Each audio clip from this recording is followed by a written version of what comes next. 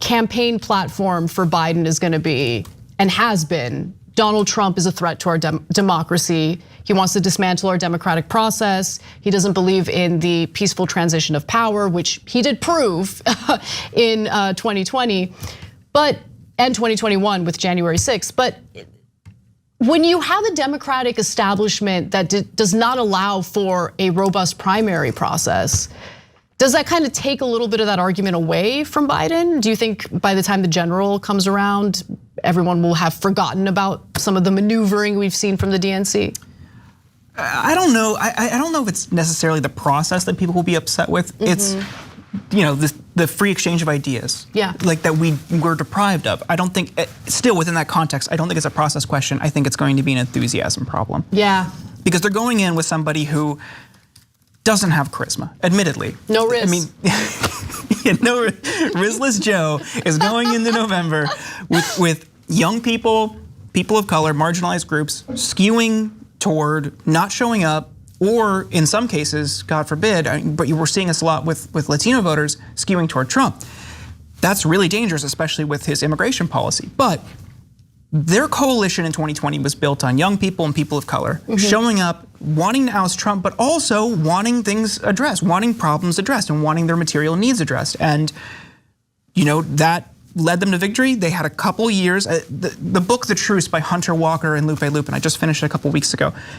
They did a really good job talking about the first 2 years of the Biden administration and how Ron Klain worked weekly, meeting with Jayapal, meeting with progressives, and helping shape a lot of this policy, keeping progressives in the loop. Jeff Zients replaces Klain. That relationship is totally severed. They're out on ice, and Jayapal's left there like, what do we do? I noticed the change within Biden's term, right? It was very noticeable once Ron Klain had left the Biden White House. Yeah.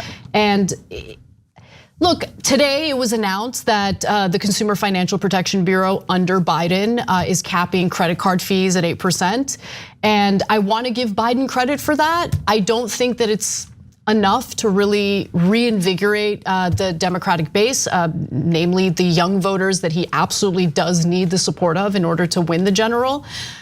I'm just worried that Biden waited a little too long to take the vulnerabilities of his campaign and his candidacy seriously, I think there's still quite a bit of time. There's quite a few months. There's a lot of different news cycles. That doesn't mean that there's good reason to believe that he'll use those all that well. But he's been making some moves, even in the area, both him and the vice president, trying to reassure people a little bit about a change of stance in terms of Gaza.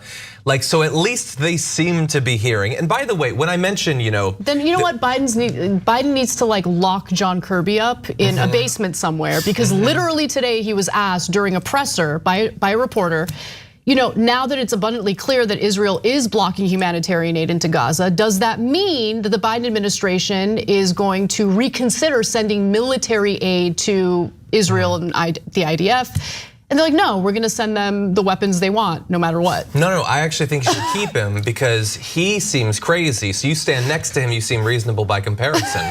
So I think it's a good strategy.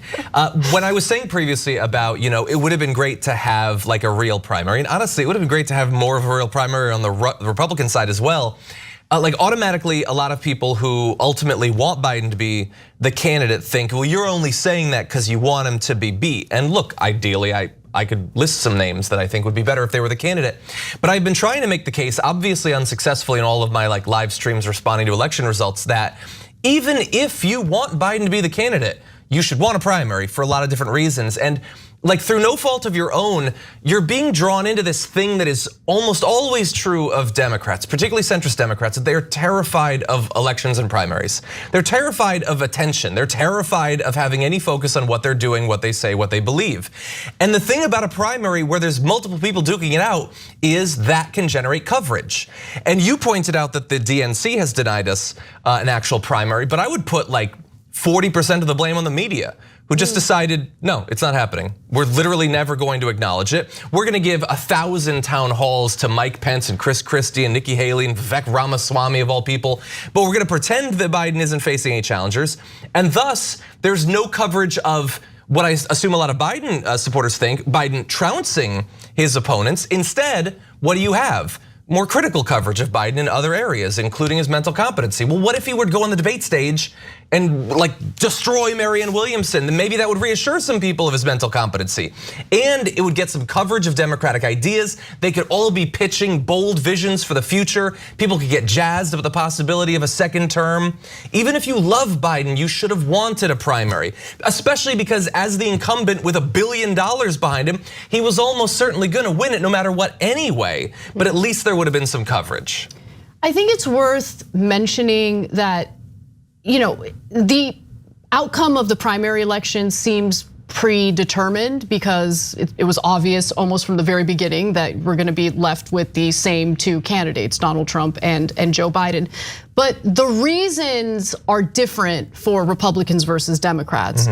For Democratic voters, Biden was kind of forced upon them, whereas with Trump, the reason why it feels like there isn't really much of a primary is because of how fired up Trump's base is and how fired up Republican voters are in their support for Trump. So there's a significant difference there. There's a lot of excitement behind Trump in the Republican Party. That's not the case when it comes to Biden and the Democratic Party.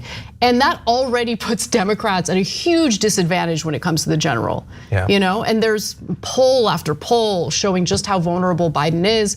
One of the most concerning things that came up in recent polling was that about 10% of voters who cast their ballots for Biden in 2020 do not plan to do so this time around.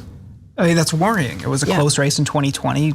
I think we're all thankful that Trump was ousted, but you're banking on a situation where the Democratic Party, Biden's campaign, they're saying, oh, this polling is wrong. The polling showing Biden doing poorly is wrong. It's been wrong the past couple cycles. And there's a kernel of truth within that. Polling is right now fundamentally broken because so many people don't answer unknown phone numbers.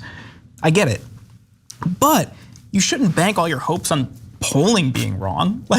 Overall, you can tell some things might happen. They kind of predicted the specificity was wrong, but they predicted that the Democrats would lose the House.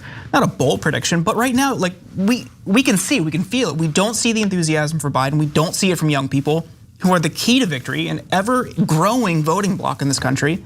And to your point, Trump is still turning out huge rallies, huge crowds. People are engaged. They feel part of something bigger than themselves. That is a really important part of politics and especially electioneering. I totally agree, especially feeling like the election, there's something that you're part of that's bigger than yourself. That's how I personally felt when it came to Bernie Sanders.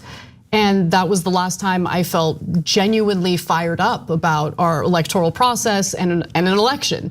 But this time around, we didn't really get any real options because, the fact that the state of Florida did not even allow for a Democratic primary to take place, it's just ludicrous. I just find it's offensive to me. And anti-democratic. And you sort of alluded to it there, but earlier you did as well. If you're going to center defense of and veneration for democracy as this is the value of the Democratic Party, and we'll demonstrate that by the fact that we're opposing Donald Trump.